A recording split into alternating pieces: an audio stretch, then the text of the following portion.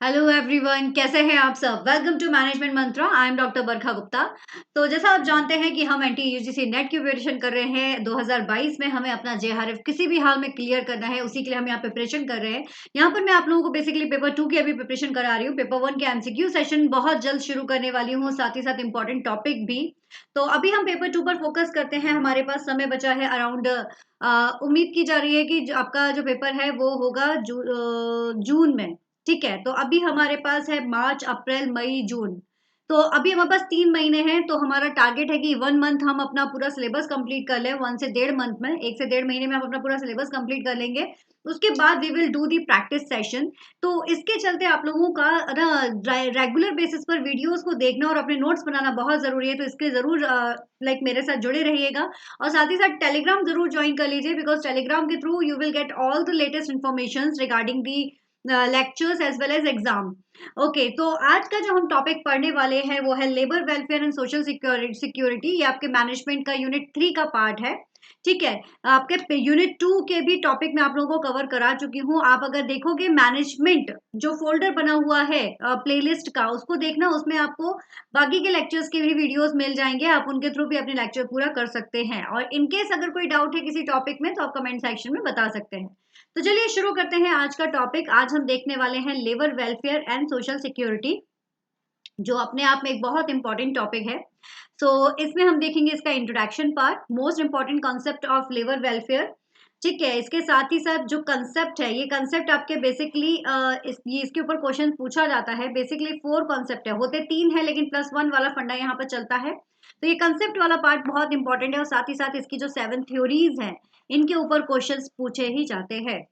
तो चलिए शुरू करते हैं। यहाँ तो मैं बात कर रही हूँ मैनेजमेंट की, लेकिन कोड नंबर 8 और कोड नंबर 55 यानी कि आपका जो कोर एचआरएम वाला जो टॉपिक है, और साथ ही साथ कोड नंबर 8 कॉमर्स का जो आपके सिलेबस है, उसके लिए भी ये टॉपिक बहुत इंपॉर्टेंट है। ठीक है, तो चलिए स्टार्ट करते हैं आज का session, labour welfare and social security. So guys, first of all, to know about the labor welfare, we should know about what is the meaning of welfare या what is the meaning of labor। कौन होते हैं labour? हम सभी ने ये word सुना होगा। तो सीधा सा हिसाब है कि वो वर्कर्स जो हमारे ऑर्गेनाइजेशंस में काम कर रहे हैं, जनरली लोअर लेवल पर ये आते हैं, उनको हम लेबर कहते हैं। ऑर्गेनाइजेशन में इनकी टेक केयर यानी कि इनके वेलफेयर के बारे में सोचना लेबर वेलफेयर कहलाता है, जिससे कि इनकी वेलबींग, इनका रहन सहन थोड़ा सा अच्छा हो सके, इनको प्रॉपर खाना मिल सके, इनको प्रॉपर सारी चीजें मिल सके, इन इसकी तरफ ध्यान देना बहुत जरूरी हो जाता है। So that is basically the labour welfare. तो यहाँ पर वर्कर्स की टेक केयर को लेकर जो बात की जाती है, उनके वेलबींग को लेकर जो बात की जा रही है, जो किसके थ्रू हो रहा है, ये सारा काम होता है एम्प्लॉयर के थ्रू। किसके थ्रू होता है? एम्प्लॉयर के थ्रू होता है। तो जब एम्प्लॉयर वर्कर्स को क्या दे रहा है? वेलफेयर प्रोवाइड करा रहा है। क्या प्रोवाइड करा रहा है? वेलफेयर प्रोवाइड करा रहा है। किसको प्रोवाइड करा रहा है? लेबर को प्रोवाइड करा रहा है। That is called the labour welfare. और ये लेबर वेलफेयर सिर्फ एम्प्लॉयर की तरफ से ही नहीं, बल्कि ट्रेड यूनियन भी इसमें मदद करती है। साथ ही साथ गवर्नमेंट एंड नॉन गवर्नमेंट कुछ संस्थाएं होती हैं, वो भी इनके वेलफेयर के लिए जद्दोजहद करती हैं, जिससे कि लेबर को हर तरह की फैसिलिटीज अवेलेबल हो सके। ठीक है, लेबर को हर तरह का सॉरी लेबर को हर तरह का कंफर्ट जो है वो मिल सके, साथ ही साथ इनकी जो इम्प्रूवमेंट है वो हो सके, और इनका जो वेजेस है वो इनको प्रॉपर मिल सके, जितना कि डिफाइन किया गया है ना। और वेजेस के अलावा जो वेलफेयर मिल रहे हैं ना, यहाँ पर उनकी बात बेसिकली की जा रही है। जो वेजेस मिलता है, माना कि पर डे का जो भत्ता इनका मिलता है ना, डेली बेसिस पर जो पैसा इनको मिलता है, 200 300 जो भी है, वो तो है ही है। लेकिन उसके अलावा क्या फैसिलिटीज मिलती हैं, that is comes under the welfare. तो ये जो वेलफेयर है, ये वेलफेयर क्या बताता है आपका? It's refers to the living of individuals और the group in the contest of his physical social and आपका जो फिजिक्स इन्वायरमेंट इनको मिल रहा है, उसके लिए बात की जा रही है। मतलब एक अच्छा सा इन्वायरमेंट हो काम करने के लिए, सारी फिजिकल फैसिलिटीज अवेलेबल हो, और एक ग्रुप भी अच्छा सा इनके लिए अवेलेबल हो, इस तरह की बात यहाँ पर की जाती है। तो वर्कर्स यहाँ पर जो होते हैं, ये पेड होते हैं फॉर टाइप ऑफ सर्विसेज, उनकी सर्विसेज के अकॉर्डिंग उनको पेमेंट दिया जाता है, उनके नेचर ऑफ वर्क के अकॉर्डिंग, उनकी एफिशिएंसी, उनकी कैपेबिलिटी के अकॉर्डिंग उनको पैसा दिया जाता है।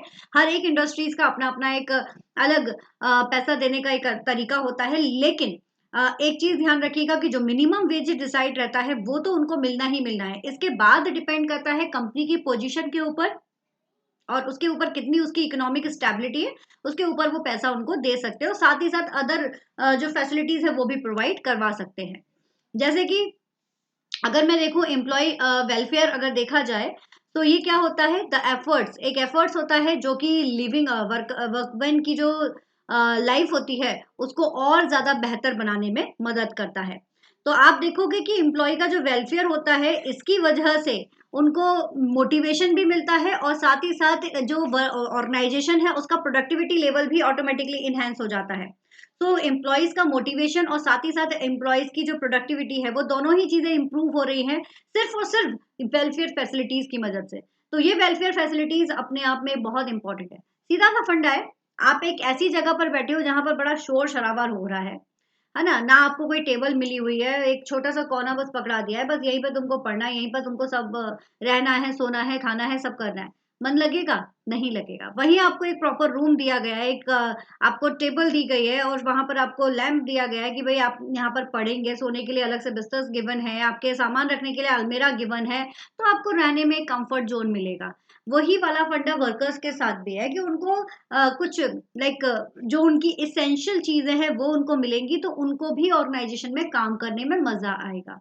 और जब काम करने में मजा आता है तो रिजल्ट भी अच्छा ही निकलता है। बस यही वाला फंडा यहाँ पर भी है। तो कुछ डेफिनेशंस भी देख ही लेते हैं। जैसे एक डेफिनेशन है according to Todd, employee welfare means, again जैसा मैं हमेशा से कहती हूँ कि डेफिनेशन का जब भी पार्ट आता है तो उस केस में आप लोग यहाँ पर हेडिंग डाल लीजिए, हेडिंग के साथ में यहाँ पर पर्सन का नाम डाल लीजिए, जैसे कि यहाँ पर है टोड, और इसके जो कीवर्ड है उनको आप नोट कर लीजिए कि अगर पूरी तरह से डेफिनेशन याद ना रह सके तो एटलीस्ट कीवर्ड के थ्रू हम इसमें अपना इस तरह का कोई भी अगर टास्क आता है तो उसे कंप्लीट कर सके। ठीक है, चलिए। So according to Todd, employee welfare means anything done for comfort and improvement, intellectual or social, of the employees over and above the wages paid, which is not a necessity of the industry. ठीक है, जब आप paid, जो आप wages पे कर रहे हो उसके अलावा आपको जो भी फैसिलिटीज मिल रही हैं कंफर्ट के लिए, इंप्रूवमेंट के लिए, इंटेलेक्चुअल या सोशल के लिए, तो that is comes under the employee welfare. ठीक है, तो यहाँ पर आप अपना कीवर्ड क्या रख सकते हो, कंफर्ट और इंप्रूवमेंट, ये दो वर्ड भी याद कर लोगे तो बेटर है, 3 या 4 याद कर लो तो और भी ज्यादा है।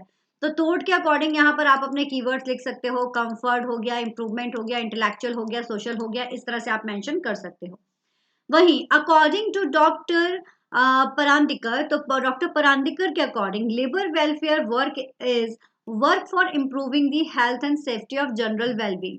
ये आपका health and safety of general wellbeing आप अपना कीवर्ड एज अ यूज कर सकते हो यहाँ पर। ठीक है ना, यहाँ पर आपने लिखा डॉक्टर परांदिकर और यहाँ पर आप कीवर्ड्स को मेंशन कर सकते हो। इनका भी कहना यही है कि भाई जो मिनिमम स्टैंडर्ड जो लेबर लेजिस्लेशन के अकॉर्डिंग दिया गया है उससे अलग हटकर इंडस्ट्रियल एफिशिएंसी के अकॉर्डिंग जो हेल्थ सेफ्टी और वेलबींग के लिए वर्कर्स को जो फैसिलिटीज प्रोवाइडेड होती हैं that is comes under the labour welfare. ठीक है, वही बात यहाँ पर भी की जा रही है। यहां तक समझ में आ गया सबको? क्लियर है? कोई डाउट? चलिए आगे मूव करते हैं। अब देखो इसका फुल फॉर्म, ये भी पूछा गया है एक बार, मैचिंग में दिया था एग्जाम में कि what is the full form of ILO। तो ILO इंटरनेशनल लेबर ऑर्गेनाइजेशन 1919 में आपकी ये ऑर्गेनाइजेशन आई थी, जो अपने आप में बहुत ही इंपॉर्टेंट ऑर्गेनाइजेशन है, जो इंटरनेशनल लेवल पर सारा लेबर ऑर्गेनाइजेशन जो है उसे फोकस करती है। तो लेबर वेलफेयर को यहाँ पर बताया गया है कि भाई जो अंडरस्टूड करते हैं कुछ सर्विसेज, फैसिलिटीज, एमिनिटीज जो कि इस्टेब्लिश होती है इन और in the vicinity of undertaking of enable the persons employed in them to perform their work for healthy congenial surroundings and provided them with the amenities conductive and the good health and morals. So the key word is, वैसे तो ये definition अपने आप में ही याद रहेगी आप लोगों को, एक वर्ड जहां पर जो यूज हो रहा है दैट इज द एमिनिटीज, यानी कि जो फैसिलिटीज अवेलेबल हो रही हैं गुड हेल्थ और हाई मोरल के लिए, वो इसका कीवर्ड आप बना सकते हो, जो कि इंटरनेशनल लेवल ऑर्गेनाइजेशन की तरफ से आपको गिवन है। ठीक है, तो ये हम यहाँ पर कह सकते हैं। अब objectives of employees labour welfare, क्या क्या ऑब्जेक्टिव्स हो सकते हैं? सिंपल सिंपल से पहला तो यही है कि भाई सिंपल सी बात है कि हम चाहते हैं कि जितने भी हमारे वर्कर्स हैं, लेबर्स हैं, एम्प्लॉयज हैं, उन सबका लिविंग स्टैंडर्ड जो है वो बढ़ जाए। मतलब वो एक अच्छा खाना खाएं, अच्छी जगह रहें, यही इसका मुख्य उद्देश्य है। फिर है टू अर्न गुडविल, उनको एक अच्छी गुडविल मिल जाए, और पब्लिक इमेज कंपनी की, लाइक टू अर्न गुडविल, किसकी गुडविल? कंपनी की गुडविल। कंपनी की गुडविल जितना ज्यादा आप अच्छी फैसिलिटीज प्रोवाइड करोगे ना, रेस्टोरेंट में खाना खाना जाते हो, सर्विसेज अच्छी होती है, आप 4 जगह बोलते हो कि यार उस रेस्टोरेंट में जाओ, वहां की सर्विसेज बहुत अच्छी है, वहां का खाना बहुत अच्छा है। सेम वही है, आप अपने एम्प्लॉयज को खुश रखोगे, लेबर को खुश रखोगे, वो 4 जगह जाकर बोलेंगे, तो आपका बिजनेस ऑटोमेटिकली ग्रो होगा, आपकी पब्लिक इमेज आपकी क्रिएट होगी। तो गुडविल और पब्लिक इमेज यहाँ पर आपकी इनहेंस हो जाती है। आपको सोशल कंफर्ट एम्प्लॉयज को मिलता है, क्योंकि यहाँ पर एम्प्लॉयज जो रहते हैं वो एक दूसरे के साथ में सही तरीके से टाई अप हो पाते हैं, एक दूसरे के साथ में एक अच्छा रिलेशनशिप क्रिएट कर पाते हैं। And with the help of labour welfare, यहाँ पर एम्प्लॉयज की इम्प्रूवमेंट को इम्प्रूव किया जाता है, मतलब ओवरऑल इम्प्रूवमेंट होता है उनका, फिजिकल फिटनेस भी हो रही है, सोशल नीड भी उनकी पूरी हो रही है, मेंटली भी वो सेटिस्फाइड हो रहे हैं, तो ऑटोमेटिकली उनका मोरल इनहेंस हो रहा है। फिर फाइनेंशियल सपोर्ट मिल जाता है उनको, डायरेक्टली और इनडायरेक्टली कैसा भी समझ लो, वेजेस के थ्रू तो मिल ही रहा है, लेकिन जो फर्दर फैसिलिटीज मिल रही है ना, मान लो ट्रांसपोर्ट फैसिलिटीज उनको मिल रही है, पीने का पानी मिल रहा है, खाने के लिए कैंटीन अवेलेबल है आप लोगों के लिए, वॉशिंग फैसिलिटीज अवेलेबल हो रही है। तो ये सारी फैसिलिटीज कहीं ना कहीं इनडायरेक्टली उनको सपोर्ट करती हैं। तो फाइनेंशियल सपोर्ट भी करती है, भाई आपको बाहर खर्चा नहीं देना है, किसका लॉन्ड्री का खर्चा नहीं देना है, खाने के लिए अलग से पे नहीं करना है, ऑर्गेनाइजेशन आपको प्रोवाइड करा रही है, तो फाइनेंशियल सपोर्ट भी आपको इनडायरेक्टली यहाँ पर मिल रहा है। ठीक है, फिर साथ ही साथ contributing in developing sense of responsibility belongingness among the employees, ये पार्ट ना बहुत इंपॉर्टेंट है।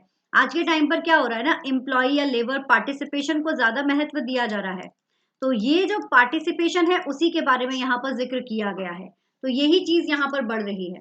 फिर इसके अलावा वर्किंग कंडीशंस इंप्रूव होती है, तो वर्क प्लेस पर एम्प्लॉयज का मन भी अच्छे से लगता है। So they are the basic objectives, इन्हीं को इम्प्रूव करने के लिए, इन्हीं को बढ़ाने के लिए यहाँ पर लेबर वेलफेयर किया जाता है। अब देखो आईएलओ ने यहाँ पर 2 तरह के लेबर वेलफेयर बताए हैं। एक उन्होंने कहा कि भाई इंट्राम्यूरल फैसिलिटीज होती है, तो दूसरा कहा है उन्होंने एक्स्ट्राम्यूरल फैसिलिटीज भी होती है। अब ये इंट्राम्यूरल और एक्स्ट्राम्यूरल क्या होता है, बहुत सारे बच्चे जानते होंगे, और जो नहीं जानते हैं वो अब जान जाएंगे।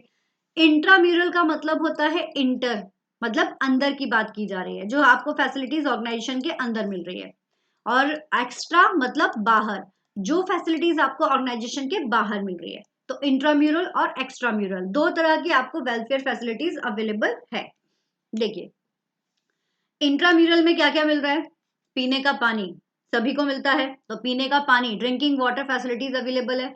इवन 250 वर्कर्स अगर हो जाएं किसी ऑर्गेनाइजेशन में, तो कोल्ड वाटर या फैसिलिटीज भी अवेलेबल है। टॉयलेट फैसिलिटीज अवेलेबल है, साफ सुथरा hygiene toilet for male and female different different available है। क्रच फैसिलिटीज अवेलेबल है फॉर दोज, जिसमें 30 वुमेन्स अगर ऑर्गेनाइजेशंस में आपके काम कर रही हैं, तो या 30 से ज्यादा वुमेन्स हैं, मोर देन 30 वुमेन्स अगर आपके पास हैं, तो इन दैट केस आपको क्या है, क्रच फैसिलिटीज अवेलेबल है। क्रच फैसिलिटीज क्या होता है, जिनके छोटे बच्चे होते हैं, 5 साल से छोटे बच्चे होते हैं ना, उन फीमेल्स को अपने बच्चों को रखने के लिए एक प्लेस दिया जाता है वहां पर ऑर्गेनाइजेशन में, जिसमें एक टेक केयर करने के लिए फीमेल भी होती है, तो वो होती है क्रेच फैसिलिटीज, वो आपको मिल जाएगी इंट्राम्यूरल ऑर्गेनाइजेशन के अंदर। Washing and bathing facilities available होती है, मेल एंड फीमेल को अलग अलग। ठीक है, रेस्ट शेल्टर्स अवेलेबल होता है कि आप वहां पर अपना खाना वाना खा सकते हो, वहां पर अलग से वॉशरूम फैसिलिटीज और पीने का पानी की व्यवस्था भी की जाती है।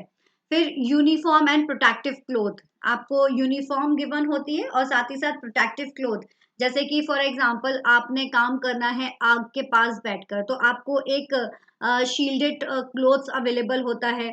आप अगर कहीं ऊपर चढ़ के कोई काम करने वाले हो, तो एक प्रोटेक्शन आपको सूट पहनाया जाता है, जिसमें आपको किसी जगह से सेफ्टी परस्पेक्टिव से रखा जाता है, तो वो चीजें आपको इंट्राम्यूरल फैसिलिटीज में आएंगी। कैंटीन फैसिलिटीज अवेलेबल होती है। इवन 250 वर्कर्स होने पर यहाँ पर कैंटीन में बैठने की प्रॉपर व्यवस्था होनी चाहिए, पीने का पानी होना चाहिए, उन सारी चीज़ों को भी ध्यान रखा जाता है। और प्रॉपर खाना मिलना चाहिए, छोटा मोटा नहीं, प्रॉपर खाना मिलना चाहिए। इस तरह का यहाँ पर फैसिलिटीज अवेलेबल है। मेडिकल एड अवेलेबल है। मेडिकल एड के लिए तो ये भी बोला जाता है कि एवरी 150 वर्कर्स, 150 वर्कर्स अगर आपके पास है तो एवरी 150 वर्कर्स पर एक फर्स्ट एड बॉक्स यानी कि एक मेडिकल किट आपके पास होनी चाहिए। एक फर्स्ट एड बॉक्स आपका होना चाहिए। मतलब अगर 300 एम्प्लॉइज आपके पास हैं तो 2 किट्स आपके पास होनी चाहिए। रिक्रिएशन फैसिलिटीज, लाइक कई बार आप देखते हो ना कुछ एक्स्ट्रा फैसिलिटीज अवेलेबल होती है, जैसे गेम्स खिलाए जा रहे हैं, क्रिकेट प्लान किया गया है ना, एक स्पोर्ट्स वीक बनाया गया है। तो ये स्पोर्ट्स वीक जो बनाए जाते हैं ना, तो ये इनको थोड़ा सा माइंड फ्रेश करने के लिए बनाए जाते हैं। जो ऑर्गेनाइजेशंस में आए दिन इस तरह की एक्टिविटीज कराई जाती है एवरी ईयर्स, जिससे कि एम्प्लॉइज का थोड़ा सा ना माइंड फ्रेश हो जाए, वो डबल तिब्बल एनर्जी के साथ में अपनी ऑर्गेनाइजेशन में वापस आ जाए। So that is the recreation facilities. तो यहाँ आपने देखा कि इंट्राम्यूरल्स में आपको कितनी सारी फैसिलिटीज है। Drinking water, toilet, creche, washing and bathing, rest shelter, uniform, canteen, medical aid, recreation, ये सारी फैसिलिटीज इनको अवेलेबल है।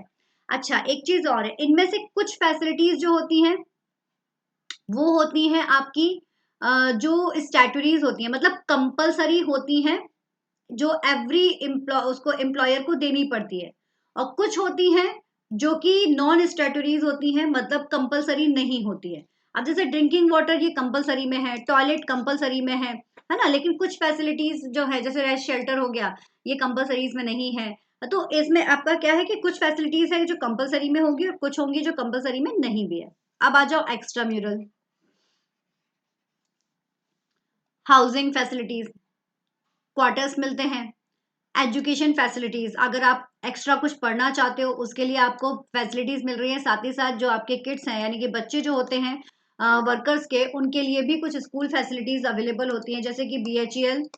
आप देखोगे BHEL के अलग से स्कूल्स बने हुए हैं बच्चों के लिए, तो वो है ना। मैटरनिटी बेनिफिट्स, ये बेनिफिट्स जो प्रेग्नेंट फीमेल्स होती हैं उनको मिलती हैं, कुछ छुट्टियां मिलती हैं इनमें उनको, है ना, कुछ अदर बेनिफिट्स मिलते हैं।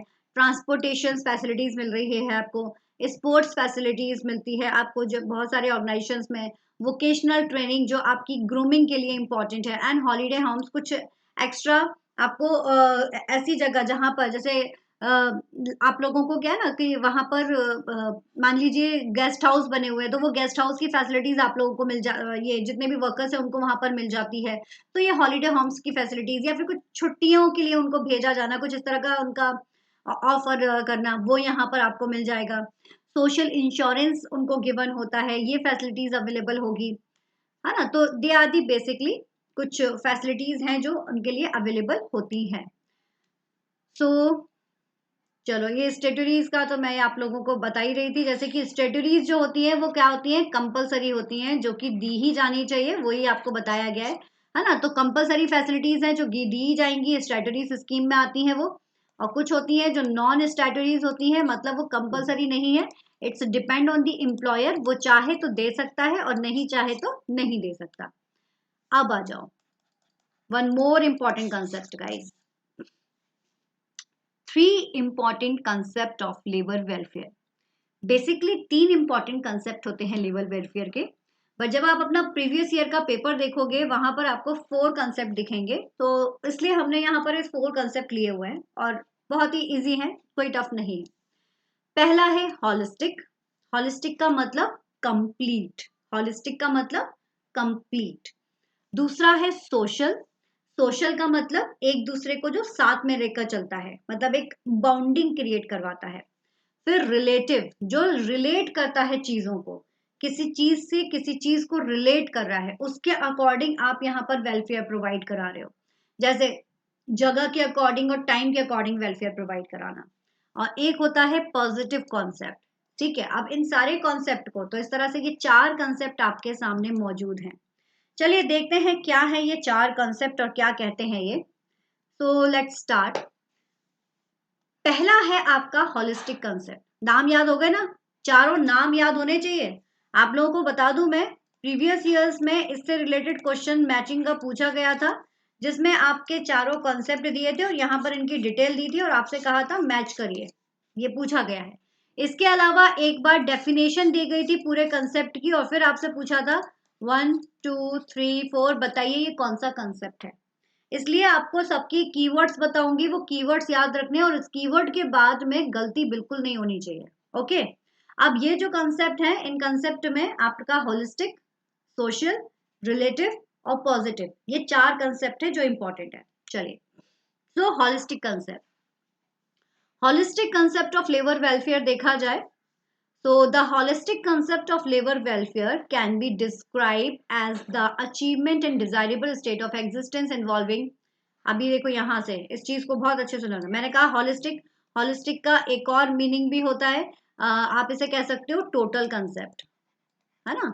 होलिस्टिक को टोटल कंसेप्ट भी कह सकते हैं। इसको टोटल क्यों कहते हैं, क्योंकि इसमें इन्वॉल्व होता है फिजिकल, मतलब क्या क्या फैसिलिटीज प्रोवाइड हो रही हैं, तो physical, mental, moral, emotional wellbeing देखी जाती है वर्किंग क्लासेस की, है ना। तो यहाँ पर ईच एंड एवरीथिंग को फोकस किया जा रहा है, फिजिकल, मेंटल, मोरल और इमोशनल, सबको फोकस किया जाता है, इसलिए इसको टोटल कंसेप्ट या फिर हॉलिस्टिक कंसेप्ट कहा जाता है। ये जो हॉलिस्टिक वर्ड है या पेपर 1 में भी देखोगे कई जगहों पर, तो जहां पर भी ये वर्ड देखो हॉलिस्टिक, इसका मतलब समझ जाओ कि कंप्लीट या फिर टोटल की बात की जा रही है। डन है जी, ठीक है, थम्स अप शो कर दो, डन है तो। चलिए अब आ जाओ एक और चीज, सोशल कंसेप्ट। सोशल कंसेप्ट क्या कहता है, social concept of labour welfare कहता है, सोशल मतलब यहाँ पर वेलबींग जो देखी जा रही है वो ये देखा जाता है, जो हमारे वर्कर्स हैं they required a proper relationship with the others, वो सोसाइटी पसंद करते हैं, वो प्रॉपर रिलेशनशिप पसंद करते हैं, ये बताया जाता है। तो social concept of labour welfare क्या कह रहा है, social concept of labour welfare में है wellbeing of an individual and the harmonious relationship established with the communities, even his or her own family, working group, superior and subordinate। समझ में आया, social concept यहाँ तो होलिस्टिक कंसेप्ट टोटल हो गया, moral, emotional, mental, physical सब आ गया, और सोशल कंसेप्ट किसको बता रहा है, इसको चाहिए एक हारमोनियस मतलब एक शांति भरा एक रिलेशनशिप चाहिए, किसके साथ में, अपनी कम्युनिटी के साथ में, अपनी फैमिली, अपना वर्किंग ग्रुप, सुपीरियर, सबॉर्डिनेट, सबके साथ में मिलकर इसको काम करने में ज्यादा मजा आता है, and he want the harmonious relationship, social concept. अब आ जाओ थर्ड, अब कहता है रिलेटिव कंसेप्ट। रिलेटिव को आप याद रख सकते हो रिलेट करके, हमको क्या करना है यहाँ, रिलेट करना है कि देखो वेलफेयर मिल रहा है, लद्दाख में अगर कोई काम करेगा या कोई ऐसी जगह, झारखंड जहां भेज दिया जाए या फिर कुछ ऐसी जगह जहां पर लिविंग थोड़ा सा टिपिकल होती है, तो वर्क के जो आपका जो वर्किंग कंडीशन के लिए जो वेलफेयर होगा, वो वेलफेयर भी कैसा होगा, वो डिफरेंट होगा, है ना, उनकी उसके लिए डिफरेंट होगा। तो टिपिकल काम के लिए पैसा ज्यादा दिया जाता है और नॉर्मल रहता है तो नॉर्मल मिलता ही मिलता है। तो टाइम के अकॉर्डिंग, प्लेस के अकॉर्डिंग, इंडस्ट्रीज के अकॉर्डिंग आपका जो लेबर वेलफेयर है वो भी अलग हो जाता है। लेबर वेलफेयर क्या होगा, वो अलग हो जाएगा, वहां पर उनको अलग फैसिलिटीज होगी। तो ये रिलेटिव कंसेप्ट बेसिकली क्या बताता है, रिलेट करना बताता है, क्या बताता है, रिलेट करना बताता है, किसके अकॉर्डिंग, टाइम के अकॉर्डिंग, प्लेस के अकॉर्डिंग, इंडिविजुअल्स के अकॉर्डिंग, ठीक है, सबके अकॉर्डिंग अलग अलग आपका होगा।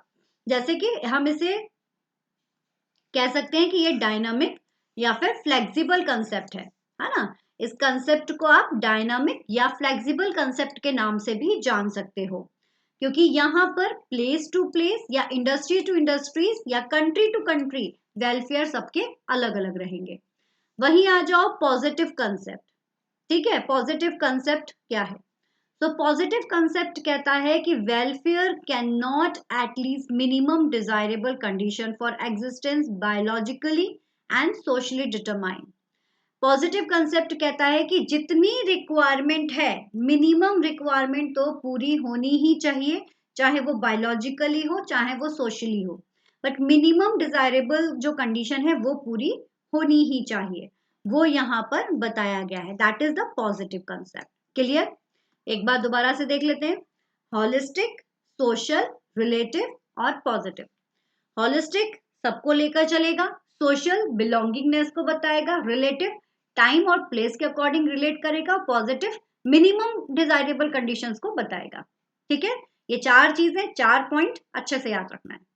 अब आ जाओ next one, theories of constituting the labour welfare activities. मैं जो आपको यहाँ पर थ्योरीज बता रही हूँ ये बहुत ही इंपॉर्टेंट थ्योरीज हैं। चलिए 7 थ्योरीज हम यहाँ पर देखेंगे। Policing theory, religious theory, philanthropic theory, paternalistic theory, placating theory, public relation theory and the functional theory. है ना, एक सरप्राइज क्वेश्चन भी है। अभी ना ये थ्योरी, सबसे पहला काम क्या है, नाम याद रख लो। Name should be remember. पहला टास्क है आपका, आपको नाम याद होने चाहिए। ठीक है, सबसे पहला काम है आपको नाम याद होने चाहिए, ये नाम बहुत जरूरी है। ठीक है, तो क्या क्या नाम है हमारे पास? पॉलिसिंग थ्योरी या पुलिसिंग थ्योरी, पुलिस थ्योरी के नाम से भी इसे जाना जाता है। तो policing theory, religious theory, philanthropic theory, मेरे साथ साथ बोलते जाइए, याद हो जाएगा। पैटर्नलिस्टिक थ्योरी, प्लैकेटिंग थ्योरी 5 हो गया, public relation theory and the functional theory. They are the 7 theories of labour welfare. और मैं आपको इतना डिटेल ना पढ़ा के बड़ा ही शॉर्ट टर्म्स में इनको बताऊंगी। इनके ऊपर भी आपको जो क्वेश्चन पूछे जाते हैं वो ज्यादातर मैचिंग वाले पूछे गए हैं, और इसके अलावा स्टेटमेंट में भी क्वेश्चन पूछे गए हैं आपसे। स्टेटमेंट के क्वेश्चन पूछे गए, एक में लिख दिया था कि जैसे इसका डिटेल बता दिया और दूसरा बता दिया कि इस थ्योरीज में ये वाला जो है वो लेबर वेलफेयर का पार्ट होता है। इस तरह से स्टेटमेंट्स आपको दे दिए जाते हैं, फिर पूछा जाता है कि बताइए दोनों स्टेटमेंट सही है या नहीं है। इस तरह के क्वेश्चंस भी आपसे पूछे जाते हैं। तो चलिए स्टार्ट करते हैं, बहुत ही कीवर्ड्स के साथ करेंगे तो जल्दी से तैयार हो जाएगा। रिकॉल करते जाइए, नोट करते जाइए। तरीका ऐसा रखिए, जो मैंने 7 थ्योरीज बताई है ना, 1 2 3 4 5 6 7, इन 7 को लिखो और कीवर्ड्स बताती जाऊंगी, मतलब क्या क्या चीजें हैं जो आपको याद रखनी है उनको इसके सामने लिखते जाइए। ठीक है, तो policing theory of labour welfare ये क्या कहती है? तो पॉलिसिंग थ्योरी या पुलिस थ्योरी के नाम से भी जिसे जाना जाता है, based on the assumption that human being is so much selfish. Human being जो होता है वो कैसा होता है? सेल्फिश होता है, और always try for the own benefit whether the cost of others welfare. उसको सिर्फ और सिर्फ खुद के बारे में फिक्र होती है कि लाइक ऐसा समझा जाता है कि जितने भी हमारे एम्प्लॉयर्स हैं वो सिर्फ अपने बारे में सोचते हैं, उनको कोई मतलब नहीं है कि आपके वर्कर्स को फैसिलिटीज मिल रही है नहीं मिल रही है। इस तरह का यहाँ पर लिया जाता था। तो इसके चलते ये डिसाइड किया गया कि नहीं, वर्कर्स को फैसिलिटीज तो मिलनी ही चाहिए। एटलीस्ट जो मिनिमम स्टैंडर्ड है आपके वेलफेयर का वो तो उनको मिलना ही मिलना चाहिए। अगर आपने ऐसा नहीं किया तो मतलब एक तरह से उनको फोर्स किया जाता है यहाँ पर, वर्कर्स को सॉरी एम्प्लॉयर्स को यहाँ पर फोर्स किया जाता है कि अगर उन्होंने ऐसा नहीं किया तो they will be punished. Employer ने अगर, किसने? एम्प्लॉयर ने अगर डिमांड जो सॉरी वर्कर्स का जो मिनिमम स्टैंडर्ड है वेलफेयर का वो भी अगर प्रोवाइड नहीं किया तो दे विल बी पनिश्ड। जो एम्प्लॉयर है वो क्या होगा? पनिश्ड होगा। ठीक है, तो इस तरह से यहाँ पर एम्प्लॉय के ऊपर एक फोर्स रहता है, जो एम्प्लॉयर है सॉरी एम्प्लॉयर के ऊपर एक फोर्स रहता है कि उसे अपने वर्कर्स की जो जरूरत है, मिनिमम रिक्वायरमेंट है, पीना, वॉशरूम फैसिलिटीज, वो सब तो उसको देनी ही पड़ेगी, अदरवाइज उसकी कंप्लेंट हो जाएगी। और जैसा मैंने कहा कि इसे पुलिस थ्योरी के नाम से भी कह सकते हैं, तो आप ऐसे भी इसे याद रख सकते हो, याद रखने के लिए कि अगर एम्प्लॉयर ने जरूरत की फैसिलिटीज मिनिमम रिक्वायरमेंट पूरी नहीं करी तो पुलिस के डंडे पड़ सकते हैं। दिस इज द कीवर्ड कि आप इस तरह से भी इसे याद रख सकते हो कि एम्प्लॉयर ने अगर वर्कर्स की मिनिमम स्टैंडर्ड की रिक्वायरमेंट पूरी नहीं करी तो पुलिस पनिशमेंट मिलेगी या पुलिस के डंडे पड़ सकते हैं। ऐसे भी आप इसे याद रख सकते हो। तो ये हुआ आपका फर्स्ट वन। इसी तरह से आ जाओ सेकंड पे, रिलीजियस थ्योरी। रिलीजियस, धार्मिक थ्योरी। धार्मिक थ्योरी का क्या कहती है main is essentially a religious animal. Human being क्या है? एक रिलीजियस एनिमल है जो इस बात पर बिलीव करता है, जो सेंटिमेंट्स को और भरोसे को ज्यादा महत्व देता है, और वो इस बात पर बिलीव करता है कि भाई जैसा तुम करोगे फ्यूचर में तुमको वैसा ही मिलेगा। अगर आप अच्छा बिहेव करोगे, अगर आप अच्छी फैसिलिटीज अवेलेबल कराओगे, तो आपका फ्यूचर जो होगा वो भी अच्छा ही जाएगा। वर्कर्स के साथ अच्छा करोगे तो आपको भी अच्छा ही मिलेगा। So man is essentially a religious animal. Even today, many acts of men are related to the religious sentiments and beliefs. This religious feeling sometimes prompt to the employer to take up the welfare activities. यही चीज उसको motivate करती है। वो religious है तो वो उसको मोटिवेट कर रहा है। क्या मोटिवेट कर रहा है? कि तुम अच्छा करो, क्योंकि अभी आप अच्छा करोगे तो फ्यूचर में आपके साथ अच्छा होगा। तो इस बात को बिलीव करती है हमारी रिलीजियस थ्योरी। अब आ जाओ फिलोंथ्रोपिक थ्योरी। फिलोंथ्रोपिक थ्योरी के लिए कीवर्ड है mankind, affection of mankind. Philanthropy means affection of mankind. यहां पर इनका कहना है कि good working condition, creche facilities, canteen facilities, तो सारी चीजें मिलनी ही मिलनी चाहिए। और साथ ही साथ अगर जितना लाइक जो हम दयालुता कहा जाता है जिसको, हो सके तो कुछ रिहैबिटेशन की फैसिलिटीज, और आप ये कह सकते हो कि छोटा सा एक अमाउंट अलग से निकाल कर रख देना चाहिए वर्कर्स के लिए, जिससे कि वर्कर्स की फैसिलिटीज को और ज्यादा बढ़ाया जा सके। एक और कीवर्ड आप लोगों के लिए, मतलब एक और आपके लिए टर्म है रॉबर्ट ओमेन। जो रॉबर्ट ओमेन है वो एक फिलोंथ्रोपिक थे, है ना, फिलोंथ्रोपिक एम्प्लॉयर्स थे, और जो वर्कर्स के वेलफेयर के लिए इन्होंने काफी सारा वर्क किया हुआ है। तो रॉबर्ट ओमेन का नाम भी ज्यादातर वेलफेयर के लिए लिया जाता है, इसको भी आप जरूर याद रखिएगा। तो फिलोंथ्रोपिक थ्योरीज जो है वो सोशल वेलफेयर थ्योरी के नाम से है, ठीक है। तो in common in social welfare, जिसमें कि hostel, drinking water facilities, rehabilitation facilities, donations देना चाहिए एजुकेशन इंस्टीट्यूशंस को, जिससे कि यहाँ पर जितने भी वर्कर्स हैं उनको अदर फैसिलिटीज भी अवेलेबल हो सकें। तो अफेक्शन ऑफ मैनकाइंड, फिलोंथ्रोपिक थ्योरी क्या कहती है? अफेक्शन फॉर मैनकाइंड, मैनकाइंड के लिए थोड़ा अफेक्शन होना चाहिए, थोड़ा दयालुता होनी चाहिए। क्यों होनी चाहिए? जिससे कि आप उनको सही चीजें प्रोवाइड कर सको, है ना, उनको आप जो फैसिलिटीज हैं वो अलग से आप प्रोवाइड कर सको। That is called the philanthropic theory. Now paternalistic theory, या जिसे हम कहते हैं trusteeship theory. Who give this trusteeship theory? Mahatma Gandhi ji. Paternalistic theory या ट्रस्टशिप थ्योरी किसने दी? महात्मा गांधी ने। ये थ्योरी कहती है कि लाइक जो भी जितने भी हमारा जो वर्कर्स हैं उनको एज अ एक ट्रस्ट उनके अंदर आना चाहिए हमारे लिए। तो मतलब कि एज अ पेरेंट आप उनको ट्रीट कीजिए। मतलब यहाँ पर एम्प्लॉयर जो है, एम्प्लॉयर को एज अ पेरेंट रहना चाहिए, और जो एम्प्लॉई है या फिर जो हमारे वर्कर्स हैं, ये वर्कर्स जो है वो एज अ चाइल्ड है ना, ये कौन है? चाइल्ड है। तो उनको यहाँ पर प्रोटेक्शन की फीलिंग आनी चाहिए, ट्रस्ट की फीलिंग आनी चाहिए, ये हमारे जो वर्कर्स हैं उनको इनकी तरफ से, कि उनको ट्रस्ट मिले, उनको यहाँ पर एज अ पेरेंट उनको ट्रीट किया जाए।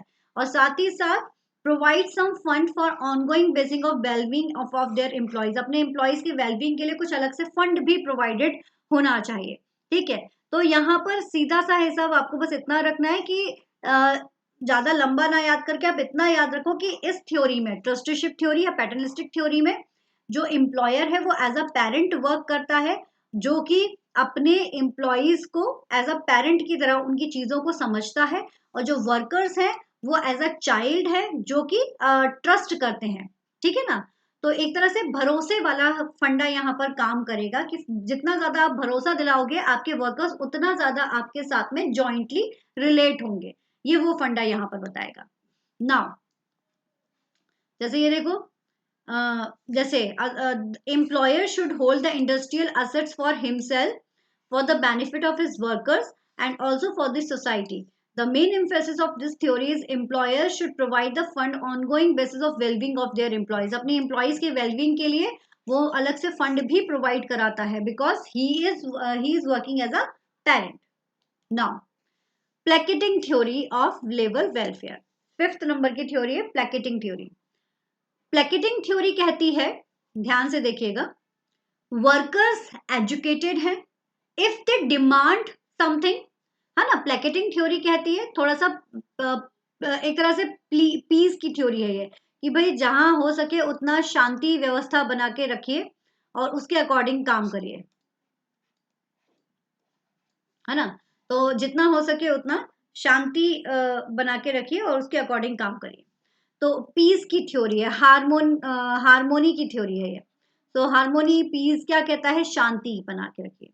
तो ये थ्योरी कहती है कि इफ वर्कर्स डिमांडेड समथिंग, अगर वर्कर्स अपने राइट्स के लिए कुछ डिमांड करते हैं, है ना, अगर वर्कर्स अपने राइट के लिए कुछ डिमांड करते हैं, वो कुछ चाहते हैं, तो एम्प्लॉयर को भड़कना नहीं चाहिए, उसको इग्नोर नहीं करना चाहिए, can not be ignore.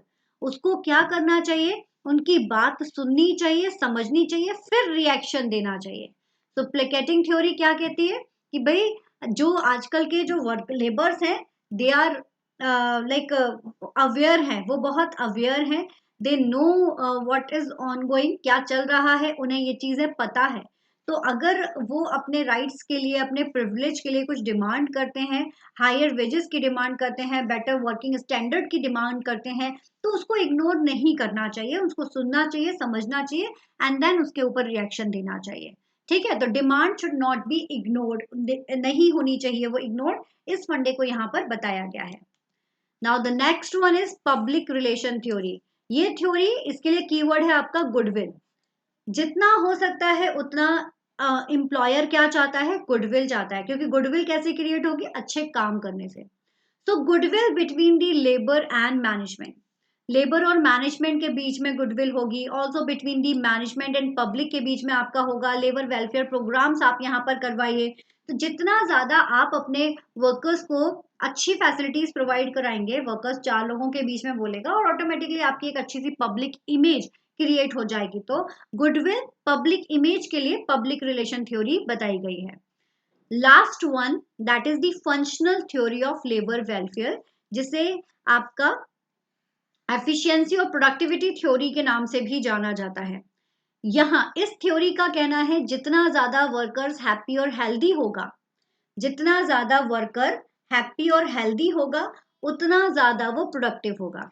Happy plus healthy equal to productivity, ये वाला फंडा है. इसलिए इस थ्योरी को लाइक एक तरह से प्रोडक्टिविटी थ्योरी या एफिशिएंसी थ्योरी के नाम से भी इसे जाना जाता है. ये देखिए, it is also called as efficiency theory.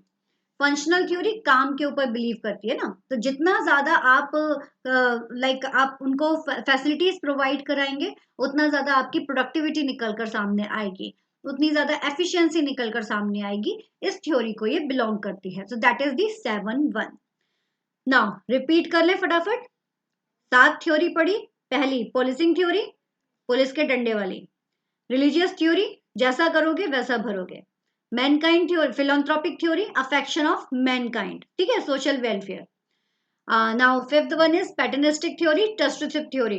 As a parent आप उनको ट्रीट करिए और अलग से फंड भी प्रोवाइडेड रहता है. प्लेकेटिंग थ्योरी, हार्मोनी, डिमांड को सुनिए, समझिए, फिर रिएक्शन दीजिए. Public relation theory, goodwill create करना. फंक्शनल थ्योरी, एफिशिएंसी के अकॉर्डिंग, अच्छा हैप्पी और हेल्दी पर्सन, बेटर प्रोडक्टिविटी. तो दे आर दी 7 थ्योरीज. तो आज की क्लास में गाइस हमने देखा, आज की क्लास में हमने देखा कि एक्स्ट्राम्यूरल्स और इंट्राम्यूरल फैसिलिटीज क्या क्या होती है, वेलफेयर फैसिलिटीज, कंसेप्ट हमने देखे, और साथ ही साथ हमने यहाँ पर थ्योरीज का जो पार्ट है वो भी हमने देखा है. तो इस तरह से हमने इसको यहाँ पर कंप्लीट किया है. नाउ एक क्वेश्चन आपके लिए, ये क्वेश्चन आपका PYQ है. इसको सॉल्व करके मुझको आंसर्स बताइए, और अगर आपका आंसर सही नहीं निकलेगा, मैं आपको कमेंट बॉक्स में इसका राइट आंसर बता दूंगी. ठीक है, बट इसका आंसर मुझे जरूर बताइए, what is the right answer.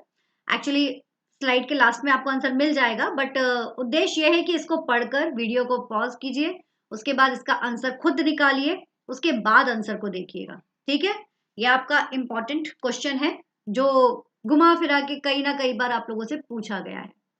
चलिए, so all the best. Just wait a second.